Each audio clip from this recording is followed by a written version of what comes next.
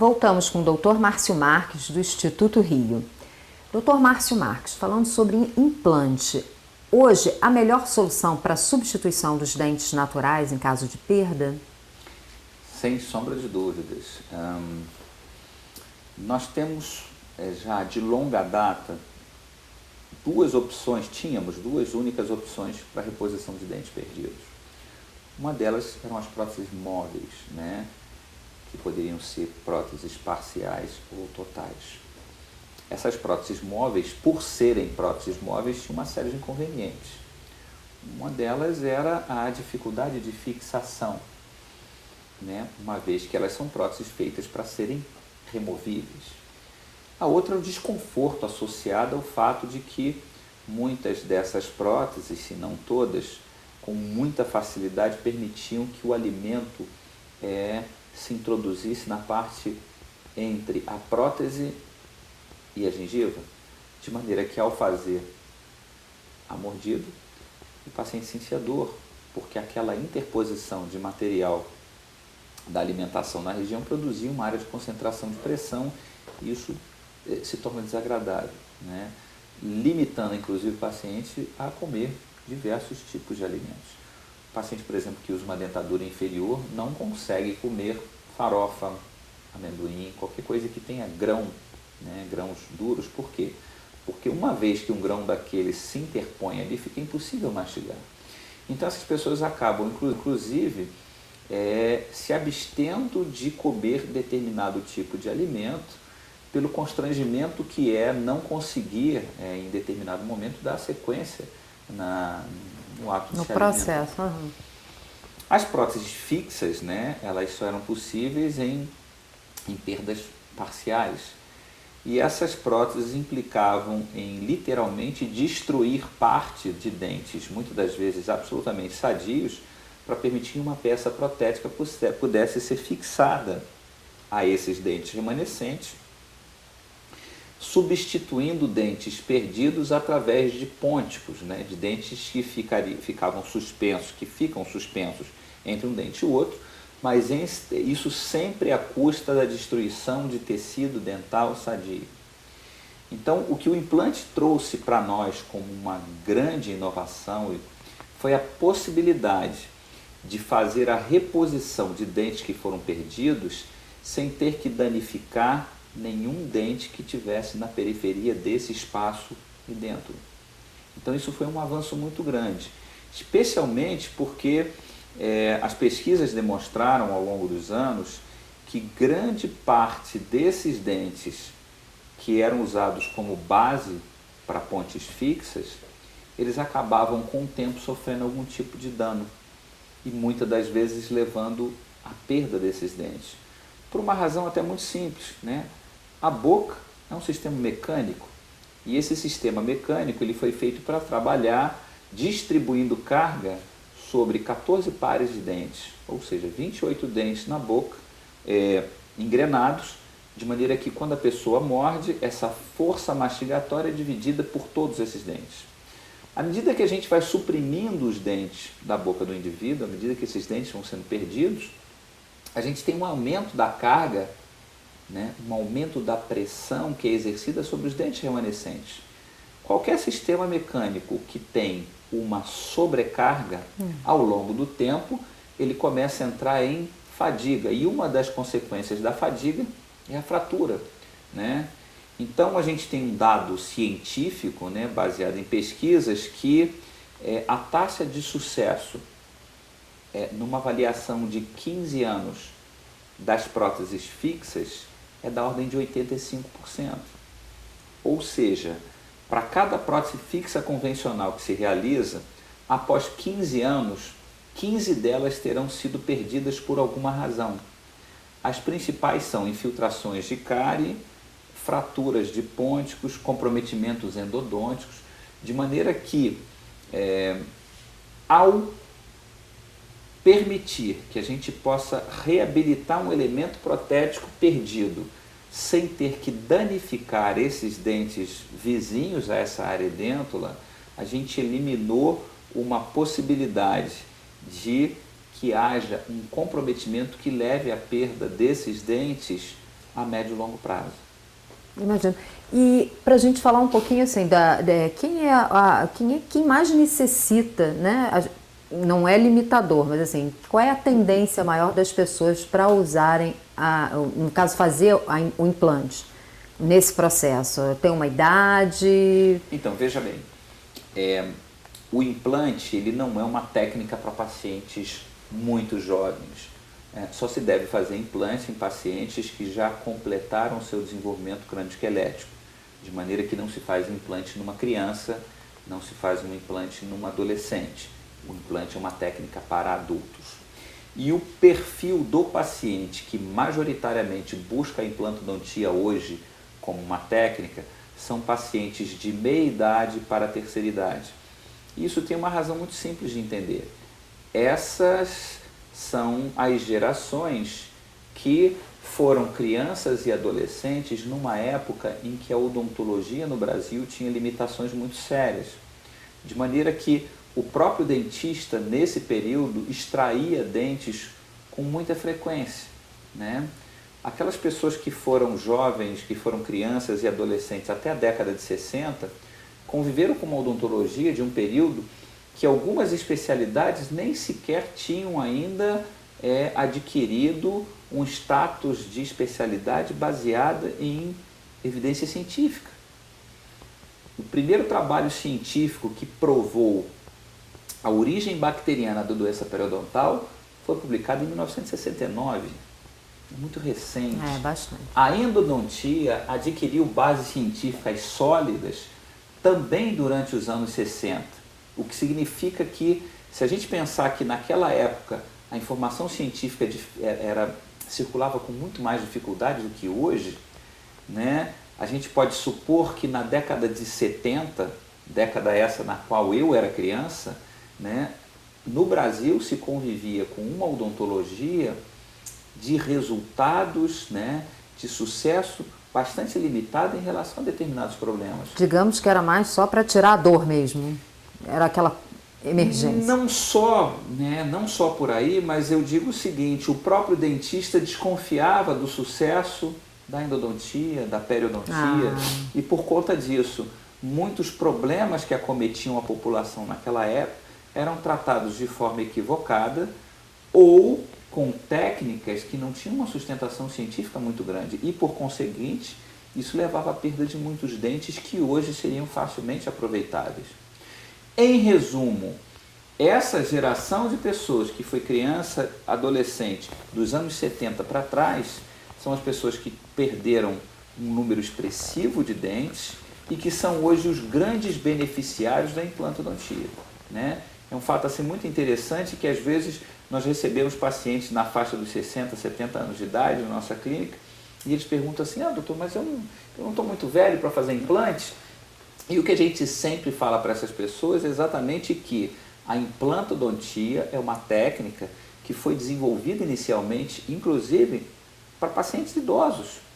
Essa técnica surgiu na Suécia, especificamente em Gotemburgo, né? Iniciou-se os primeiros trabalhos clínicos em humanos em 65, na verdade o primeiro trabalho foi realizado, a primeira cirurgia de implantes como a gente conhece hoje, foi realizada em 23 de outubro de 65 pelo professor Brånemark, e o professor Brånemark, ao descobrir o fenômeno da osseointegração, né? O fenômeno através do qual o osso adere à superfície do implante, né?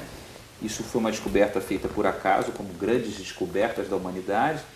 Ele focou o desenvolvimento dessa tecnologia em odontologia por pensar majoritariamente nos pacientes edentados totais suecos, a quem o Brånemark se referia e se refere até hoje como inválidos orais, uma vez que na Europa existe um padrão epidemiológico de doença bucal um pouco diferente do nosso.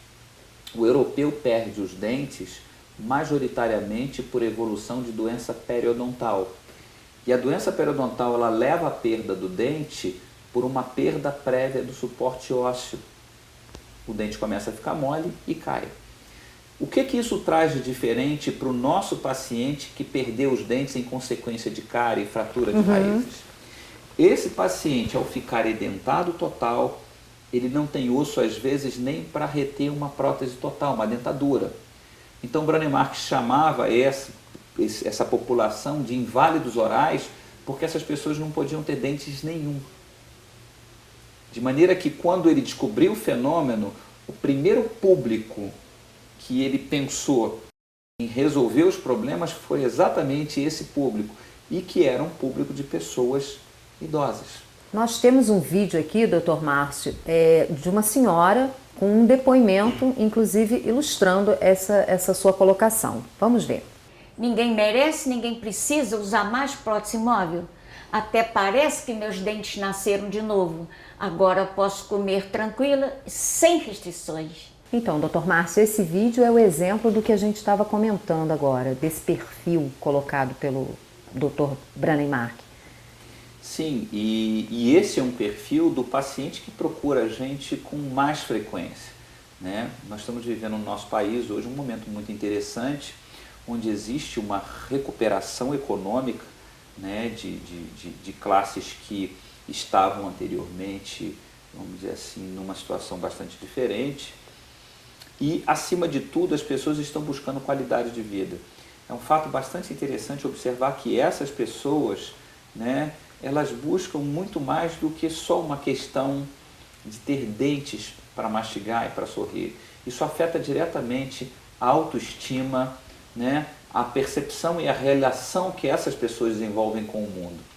Há alguns anos atrás, uma pessoa na faixa de 60 anos se sentia idoso, se sentia alguém que estava aguardando o final da vida. Hoje essas pessoas viajam, elas fazem dança de salão, elas fazem hidroginástica, elas estão vivendo, elas namoram, elas viajam. Eles são um público que cresce percentualmente, em termos de avaliação populacional, e que querem viver com dignidade e com qualidade de vida. E que sorriem, né? Tanta coisa boa. E isso vem fazendo com que essas pessoas descubram a implantodontia como um recurso da odontologia para ajudá-los a ter uma vida melhor, a ter mais qualidade de vida. Existe alguns depoimentos que as pessoas ainda colocam como dificuldade no procedimento, em recuperação. Vamos tirar um pouquinho dessas dúvidas com relação a procedimento e recuperação do processo de implante. Veja bem, uma implantodontia bem conduzida, né, com uma boa estrutura técnica, com uma boa formação, não faz parte do pós-operatório das pessoas esse tipo de experiência, né? Haja vista que a maioria das pessoas que operam na nossa clínica, eles nem sequer fazem uso dos medicamentos analgésicos que a gente prescreve para o caso de algum desconforto maior, né? Evidentemente que quando a gente fala em qualquer tratamento que envolve cirurgia, né, o pós-operatório de qualquer cirurgia envolve inevitavelmente um processo inflamatório, do qual a dor é um componente que faz parte, né? Dor está diretamente associada a processo inflamatório.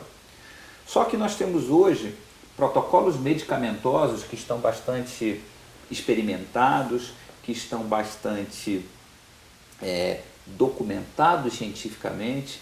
Eu tive a felicidade de ter a minha tese de mestrado, né, exatamente em cima de drogas anti-inflamatórias, e isso me deu um subsídio muito grande para trabalhar dentro de protocolos de anti-inflamatórios que fazem com que o desconforto pós-operatório dos pacientes seja virtualmente zero. Alguns, inclusive, relatam para a gente, falam assim: doutor, olha, realmente eu não senti nada, eu não tive nenhum problema, né? E essa tem sido a nossa experiência no dia a dia, e tem sido uma experiência muito bem sucedida e muito agradável, razão pela qual as pessoas não só usufruem do benefício, como acabam indicando a muitas outras pessoas da família, a amigos, a conhecidos, para que elas possam também se beneficiar da especialidade. Eu ouço com muita frequência algumas pessoas falarem o seguinte, falam assim: doutor, essa foi a melhor coisa que eu fiz por mim mesmo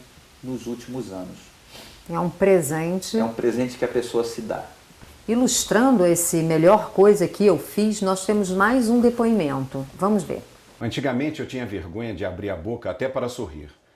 Entretanto, com o implante, não só esse problema se resolveu, mas também o da minha saúde digestiva.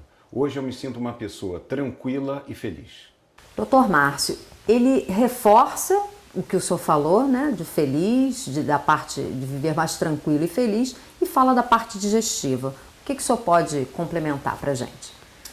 Então, Cris, olha só, todos nós sabemos que a boca é a porção inicial do sistema digestivo e é quem faz o trabalho mecânico da digestão. Uma boa digestão está diretamente associada a esse primeiro trabalho mecânico que é feito na boca, que é a trituração do alimento. Na boca é feita a umectação, né? Esse bolo alimentar ele vai ser umectado pela saliva, que começa já a parte de digestão química, porque a gente tem enzimas salivares que já começam a quebra de algumas moléculas. E a gente sabe que todo o processo vai depender de uma correta preparação desse alimento para entrar no tubo digestivo e seguir o seu caminho. Interessantemente, né, alguns anos atrás a gente teve a oportunidade de ser convidado a fazer uma conferência num congresso sobre envelhecimento e abordando o envelhecimento, a nossa pesquisa para efetivamente montar essa palestra, a gente descobriu algumas coisas muito interessantes e que passam desapercebido pelas pessoas.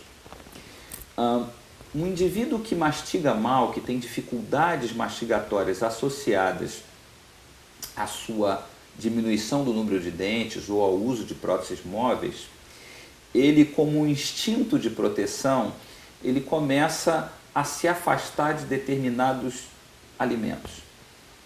Muito comumente, os pacientes que usam essas próteses, eles são preferencialmente consumidores de massas, porque a massa tem toda uma facilidade de mastigar e deglutir. O que isso determina nesse indivíduo? Isso determina um padrão alimentar que, de cara, favorece o desenvolvimento do diabetes e da obesidade.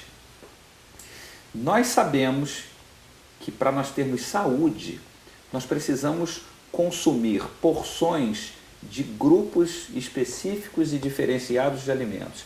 A gente precisa consumir fibras, a gente precisa consumir proteínas, a gente precisa consumir carboidratos. Se o indivíduo estabelece uma alimentação predominantemente de carboidratos, vai faltar para a saúde dele os demais grupos. Com certeza. E quando a gente fala no indivíduo idoso, isso acaba se agravando mais ainda. Por quê? Porque à medida que envelhecemos, o nosso peristaltismo, que é aquele movimento que faz o bolo alimentar transitar no sistema digestivo, ele começa a ficar mais lento. E essa lentidão traz para o idoso uma série de consequências. As mais óbvias são o aumento da produção de gases, né, e o ressecamento desse bolo alimentar que a nível intestinal já começa a se chamar bolo fecal, levando à dificuldade de evacuação. Então, o indivíduo, por conta disso, já que no intestino é onde se retira grande parte da água, se esse trânsito é mais lento, significa que esse bolo vai ser mais ressecado com maiores dificuldades, né, para evacuação, que são problemas que acometem a população idosa de uma forma crônica. Bom, para o indivíduo ajudar, né, na sua fisiologia nesse período da vida, ele precisa aumentar a ingestão de água e aumentar a ingestão de fibras. Só que o consumo de fibras implica, muitas das vezes, numa capacidade de mastigar alimentos que tenham essas fibras. Então, a gente começa a perceber o seguinte, e isso a pessoa faz sem sentir. Ela fala assim, não, eu não como mais carne porque eu não gosto. Na verdade, essa é uma coisa da qual ela se convenceu a partir do momento que ela não tem mais a capacidade mastigatória. Não foi por opção, né? Não foi por opção, né? Ela tem uma deficiência funcional que a faz se afastar daquele grupo alimentar. Então, a gente observa que a diminuição do número de dentes, A incapacidade funcional de mastigar determina um padrão alimentar que conduz o indivíduo para um padrão de doença e não para um padrão de saúde. Com certeza, com certeza. E as pessoas não têm consciência disso. E é assim, o implante ele pode ser parcial, né? No caso, a pessoa pode colocar, estando necessário, um dente só, vamos dizer assim, para quem não entende. Mais de um, como é que funciona isso? É um implante total, parcial? Explica isso para... Às vezes a pessoa tem uma falha de dente. A implantodontia é capaz de resolver desde da perda de um único dente até um grupo de dentes e até a perda total dos dentes. Ela, inclusive, interessantemente, ela evoluiu de trás para frente. O que é isso? Ela foi desenvolvida inicialmente para atender ao paciente que não tem dente nenhum. E observado que funcionava e funcionava muito bem, iniciaram então os experimentos para a resolução de próteses parciais até se chegar às próteses unitárias. De maneira que hoje qualquer tipo de edentulismo é tratado e bem tratado pela implantodontia. Então, a partir de a pessoa já pode procurar recuperar a saúde bucal, vamos dizer, até a saúde da mastigação, porque um elemento já faz falta, né, doutor Márcio? Então não é só a estética que busca o implante como solução. Muito embora, interessantemente, e a gente ouve isso dos pacientes idosos, e assim, é muito desagradável ouvir isso, né? Mas a gente tem um público muito grande de pacientes na faixa dos 70 anos, né? E eles falam assim, doutor, todo mundo na minha casa falando assim, vovó vai fazer implante para quê? Quer dizer, só falta falar assim o restante da frase, que é assim, não precisa. Vovó já vai morrer, vovó não precisa, por quê? Porque o sorriso da vovó, ele é muito bonito, a dentadura, ela oferece uma estética muito boa. Uma dentadura bem feita, esteticamente, para quem ela vê, não fica nada a dever. Mas onde é que faz mais falta esse dente fixo para essa pessoa? É na hora que ela vai mastigar. Na saúde. É na hora que ela vai fazer alguma atividade física, né? Muitos desses pacientes fazem hidroginástica, alguns até se aventuram a correr, a nadar, e a pessoa tem medo de que essa prótese móvel possa sair. Essas pessoas, elas se abstêm de participar de eventos sociais, especialmente se elas estiverem resfriadas, elas têm medo que ao espirrar a prótese possa sair da boca. Eu ia perguntar isso. Então isso começa a limitar o indivíduo também socialmente, né? Eles são às vezes convidados de ir a eventos e tal, a festas, e essas pessoas ficam tomando conta do que elas podem e o que elas não podem comer, com medo de que um alimento mais pegajoso possa deslocar a prótese dela e ela possa, naquele momento, passar por uma situação constrangedora. De maneira que é muito interessante o fato de que as pessoas, em geral, por não enxergarem o aspecto funcional da prótese, entendam, às vezes, de que o implante é um luxo, o implante é um exagero, porque o sorriso da vovó é muito bonitinho. É, bonitinho, mas que para quem vê... Mas ele sabe as dificuldades que vai enfrentar na hora que for fazer as coisas diferentes de sorrir. Doutor Márcio, agradeço muito a sua entrevista. Privilégio nosso. Muito obrigada. E ficou claro que o implante vai muito além de um belo sorriso.